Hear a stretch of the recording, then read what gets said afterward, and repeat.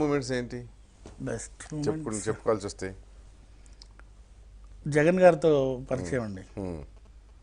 జగన్ గారు నాకు సినిమా ఇస్తున్నా అని చెప్పిన రోజు అండ్ ఫస్ట్ సినిమా రికార్డింగ్ కూడా. ఫస్ట్ సినిమా రికార్డింగ్ వచ్చేసి 97లో. అది వేరే ఓకే ఏదైనా సినిమా కదండి, అదే అదే అది వర్కౌట్ అవ్వలేదు. రామానాయుడు స్టూడియో, అక్కడ రికార్డింగ్ అంత ప్రెస్ హడావుడి, అది మర్చిపోలేని రోజు. ఓకే తర్వాత కొన్ని ఇన్సిడెంట్స్ ఉన్నాయి. ఇన్సిడెంట్స్ ఒక ఒంగోలు నుంచి ఒక ఎవరో ఫ్యాన్ అని చెప్పి లెటర్ రాశాడు. నేను అప్పుడు ప్రశాసన్ నగర్లో ఒక కలెక్టర్ ఇంట్లో రెంట్కుండేవాడిని. ఫుల్ బిల్డింగ్ బంగ్లా మొత్తం. అసలు ప్రశాసన్ నగర్ అంటే లోపల ఎక్కడో ఉంటుంది. ఆ లెటర్ మీద అతను చక్రి మ్యూజిక్ డైరెక్టర్ హైదరాబాద్ అని రాశాడు. ఆ లెటర్ వచ్చేసింది. అది చూసిన తర్వాత చాలా హ్యాపీ ఫీల్ అయ్యాను. అంతేగా, అంత గుర్తింపు కొంచెం పోస్టల్ డిపార్ట్మెంట్ అంటే తెలిస్తేనే కదా డైరెక్ట్ గా మీరు ఇక్కడ ఉంటారనేది. చక్రి హైదరాబాద్ అంటే అసలు పోస్ట్ వాళ్ళు కూడా ఇంట్రెస్ట్ తీసుకొని ఫస్ట్ ఫిల్మ్ దాంట్లో వేయాలి కదా. అంతేగా, అదే అనేది. అవును, చాలా హ్యాపీ అనిపించింది. తర్వాత ఇంకొక నేను జనరల్గా ఈ నాన్నగారు ఇచ్చిన ఇన్స్పిరేషన్ సేవ ఇవన్నీ చేయాలని ఇవన్నీ కార్యక్రమాలు చేస్తుంటాను. చేస్తారా? సో మహబూబ్ నగర్ ఫ్లడ్స్ వచ్చినప్పుడు కర్నూలు మహబూబ్ నగర్ అదే అప్పుడు ఒక 2 or 3 లారీస్ మొత్తం మెటీరియల్ తీసుకొని వెళ్ళాం. ఒక దాదాపు 25-30 మెంబర్స్ వెళ్ళాం. మా నాన్నగారు కూడా వచ్చారు. అప్పుడు వాళ్ళతో తిరుగుతున్నప్పుడు అంటే అది బాధాకరమైన కూడా అది మర్చిపోలేని ఇన్సిడెంట్స్ అవన్నీ కూడా. ఆత్మసంతృప్తి కలిగించే సంఘటనలు.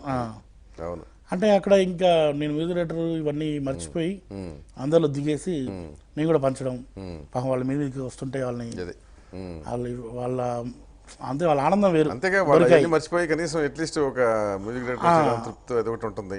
సో అలాగే ఒకసారి ఒక అతను అంటే అతనికి ఏదో డిసీజ్ ఏదో ఉంది కుర్రోడే. అది ఒకసారి ఏమన్నా చూడాలని చెప్పి ఇక్కడ హాస్పిటల్కి వచ్చాడంట. అప్పుడు నాకు ఫోన్ చేస్తే ఎత్తలేదు. ఫోన్ చేస్తే ఎత్తకపోతే మళ్ళీ తిరిగి వాళ్ళ ఊరికి వెళ్ళిపోయారు. అతను ఇంకా 2-3 రోజులు చనిపోతాడని తెలుసు. అతను ఫోన్ చేసి అతను పక్కన వాళ్ళు ఫోన్ చేసి, అన్న నీ ఫ్యాన్ అని చెప్పాను కదా, కలవలేదు ఇక్కడికి వస్తే హైదరాబాద్కి, మాట్లాడతాడని ఇచ్చాడు. అబ్బాయి మాట్లాడాడు, అన్న మీరంటే నాకు చాలా ఇష్టం, మీ పాటలు బాగా ఇష్టం, మిమ్మల్ని కలవడానికి బాగా ట్రై చేసాం, మీరు వస్తారు అనుకున్నాను, ఒక పాట పాడండి అన్నాడు. చెప్పలేకపోతున్నాను, నాకు ఎమోషన్ అవుతాం కదా. పాట పాడంటే పాడాను. పాడిన తర్వాత బాధ అనిపిస్తుంది. అంటే ఇంకా ఇదే చివరి పాట అని నేను ఇంకా ఉండట్లేదు. కానీ అతని మాటల్లో ఏమాత్రం అది లేదు, నైరాశ్యం లేదు, చనిపోతానన్న భయం లేదు, నేను బాధపడుతున్నాను. అదొక ఇన్సిడెంట్. ఏం పాడారు ఆయన కోసం? వెన్నెలో హాయ్ హాయ్. సో బాగా బాధ పెట్టిన సంఘటనలు, బాధ పెట్టిన సంఘటనలు ఉన్నాయండి. చెప్పాను కదా సూపర్ సినిమా అప్పుడు,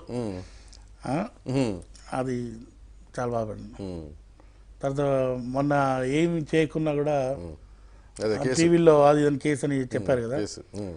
అంటే మనం చేయకున్నా కూడా మనకు అనవసరంగా ఒక బురద వెళ్ళినట్టే కదా. అంతేగా మరి. అది చాలా బాధపడ్డాను. అంటే ఒక మంచి పేరు సంపాదించుకోవడం చాలా కష్టం. అవును, చాలా టైం పడుతుంది, చాలా టైం పడుతుంది.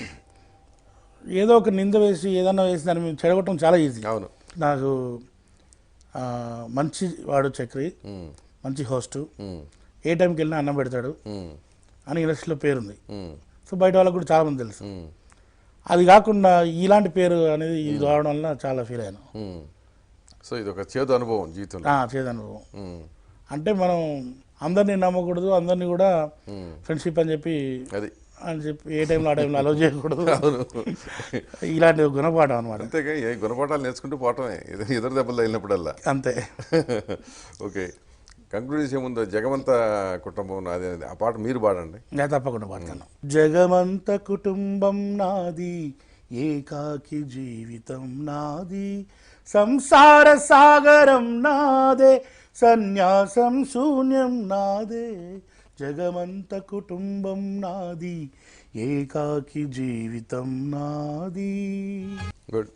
సో ఇట్లాగే మరిన్ని మంచి పాటలో మంచి మ్యూజిక్ మీ నుంచి రావాలని కోరుకుంటూ ఈ ప్రోగ్రామ్కి వచ్చినందుకు thank you very much. Thank you అండి. Thank you very much.